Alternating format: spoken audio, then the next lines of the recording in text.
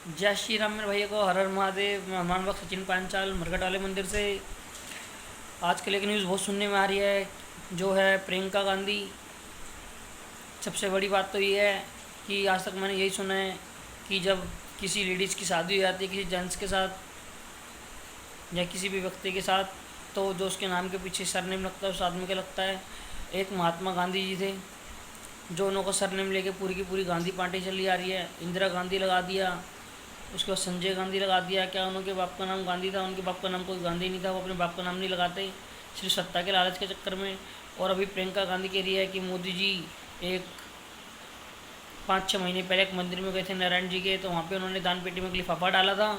तो वो जब दान पेटी खुली तो वहाँ पे काफ़ी सारे मीडिया कर्मी थे, मंदिर का प्रशासन था, और जब लिफाफा खोला तो उसमें 21 रुपये निकले। तो प्रियंका गांधी ने बहुत मजाक उड़ाया कि मोदी जी का लिफाफा खाली, मोदी जी का लिफाफा खाली। अरे भाई, पहली बात तो ऐसे कभी लिफाफे देखने नहीं चाहिए किसी की। जो जिस इंसान ने दान कर दिया, जगत उजागर नहीं करना चाहिए। दान हमेशा चुपके से किया जाता है, जो किसी को ना पता लगे। चलो, आपने कर भी दिया, मोदी प्रधानमंत्री है देश का, अच्छी बात है। और आपने देखा कि मोदी ने क्या दिया, देखना भी चाहिए। तो उस पर कोई मजाक उड़ाने वाली कोई बात नहीं थी कि आपने कहा मोदी का लिफाफा खाली, मोदी का लिफाफा खाली। तो मोदी देश को क्या देंगे? मोदी जी ने जो देश को दिया है, तुम कभी तुम्हारी 7 पीढ़ी आने वाली भी मोदी जैसा कार्य नहीं कर सकती। मोदी 18 घंटे काम करता है, 24 घंटे में कभी तुमने और तुम्हारे दादा ने या तुम्हारी दादा दादी माँ बाप ने कभी ज़िंदगी में इतना काम किया है जो तुम दूसरों का मजाक उड़ा रहे हो? तुमसे सत्ता तो चलती नहीं। हम मोदी को जिस चीज़ के लिए लेके आए थे, हम मोदी को जिस चीज़ के लिए लेके आए थे, मोदी ने वो हमें दिया और हम उसमें खुश हैं। वो तुम्हारी की तरह ऐसी पार्टी नहीं चलाता, झूठा लॉलीपॉप नहीं देता। तुम अगर पढ़े लिखे हो तो विदेश के लिए हो, भारत के लिए हो। तुम्हारा उसकी भारत चलाना नहीं है। इस बात को तुम कान खोल के सुन लो। मोदी जी ने जो हमें दे दिया उसमें हम बहुत खुश है। 70 साल से तुम वोट मांग रहे थे भिखारियों की तरह, हमारे से हमारे दरवाज़ों पे भीख मांगने जाते थे वोट के लिए कि हमें वोट दो, हमारी सरकार बनाओ। तब कोई सरकारें भी नहीं थी, तुमने तुम्हारी सरकार इतने साल बनी रही, 70 साल। तुमसे एक राम मंदिर नहीं बना तो तुम ज़िंदगी में क्या करोगे? और तुम वोट मांगने हिंदू के पास आते हो, और सारे की सारी सुविधाएं तुम मुस्लिमों को देते हो। हमें मुस्लिम से कोई एलर्जी नहीं है, वो भी देश के नागरिक है। पर सबको बराबर रख के चलना, जैसे मोदी जी बोलते हैं सबका साथ सबका विकास, तो सबको बराबर रख के चलते हैं। पर तुमने हमेशा भेदभाव किया है। तुमने, इंदिरा गांधी ने गौ माता पे गोलियां चलवाई, साधु संतों पे गोलियां चलवाई। तो साधु संतों पे जो तुमने गोलियां चलवाई, तो उसको तो शायद तुम्हें माफ़ी मिल सकती है। पर जो तुमने गायों के ऊपर गोली चलाई, इतनी सारी गायें मरी थी, उसकी तुम्हें माफ़ी नहीं मिलेगी, उसकी तुम्हें सज़ा मिलेगी। तुम्हारा तख्ता पलट के सिमट के एक मुट्ठी में बंद हो जाएगा। और जो गौ माता के ऊपर तुमने अत्याचार किया है, ऐसे इंसानों का तो वंश ख़त्म हो जाता है।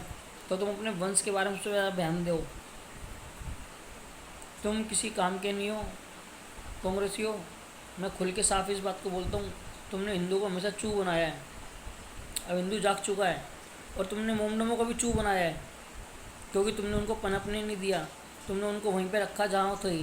सिर्फ तुमने वोट बैंक के लिए उनको कानून के लिए थोड़े अच्छे बना दिए, वक्फ बोर्ड बना दिया।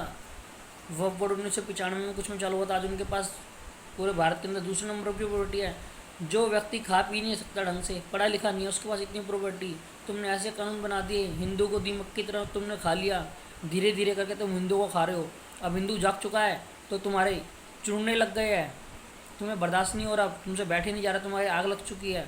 अब तुम भिदकते रहते हो, कूदते रहते हो कि अब क्या करें, हमारी सरकार चलेगी। सरकार तो तुम्हारी बिल्कुल जीरो पे आके टिक जाएगी भाई, जिस दिन हिंदू पूरा जाग चुका।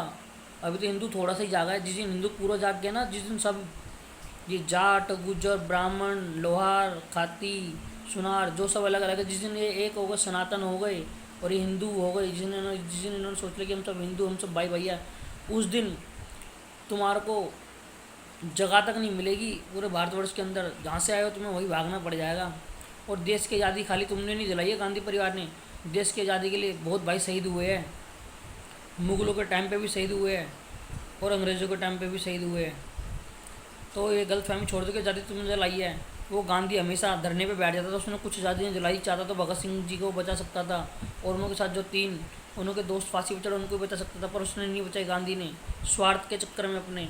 इतना स्वार्थी इंसान, एक गांधी और एक नेहरू, अगर ये दो नहीं होते तो आज भारत हिंदू राष्ट्र होता और एक बहुत सक्षम और सबसे ऊपर होता अर्थव्यवस्था में। और क्या कोई बड़ी बात नहीं है, विश्व गुरु भी होता, पर अब बनने के कगार पे है। ये दो व्यक्ति इस देश के लिए वो दो मुंह के सांप थे, जिन्होंने इस देश का बेड़ा गर्क कर दिया। मैं खुल के बात बोलता हूँ, अगर देश में गांधी और नेहरू नहीं होता तो आज हमारा देश कुछ और ही होता। इन दोनों ने अपनी सत्ता के लालच के लिए देश का बेड़ा गर्क कर दिया। अब जब तुम्हारा बेड़ा गर्क हो रहा है तो तुम अब फिलफिला रहे हो, विदक रहे हो, कूद रहे हो कि मोदी ने क्या नहीं करा। मुस्लिम भाइयों के लिए 3 तलाक ख़त्म कर दिया, मुस्लिम बहनों के लिए 370 धारा जब फटने की बात थी तुम क्या बोलते थे, 370 धारा नहीं हटेगी चाहे मोदी का बाप भी आ जाए, मोदी 10 जन्म ले, मोदी की 10 साल सत्ता आ जाए, तो मोदी 370 धारा सपने में भी नहीं हटा सकता। मोदी ने 370 धारा हटा दी, एक मच्छर तक नहीं भरा वहाँ से। बताओ, राम मंदिर बना दिया, सुलभ शौचालय देश भर में खुलवा दिए, साफ़ सफाई का अभियान चला दिया। अब तुम क्या चाहते हो मोदी से? G20 मोदी ने ला दिया भारत के अंदर, तुम तो उसके आगे पीछे भी नहीं हो। अगर मोदी 21 है ना तो तुम 1-2 भी नहीं हो, तुम्हारी गिनती शून्य में होती है, शून्य में, जीरो में। और जीरो की वैल्यू तब तक कुछ नहीं होती जब तक उसके आगे कुछ ना लग जाए। तो तुम्हारे आगे कुछ लग नहीं सकता, तो तुम जीरो हो तो 0/0 रहोगे, चाहे तुम जितने मर्जी भाषण दे दो। अब तुम भाषण के अंदर मुस्लिम को खुश करने के लिए, मुस्लिम की वोट के लिए, मुस्लिम को लोन मिलेगा, आधा चुकाओ, आधा सरकार चुकाएगी, कहाँ से दोगे भाई? हिंदुओं के पैसों से दोगे?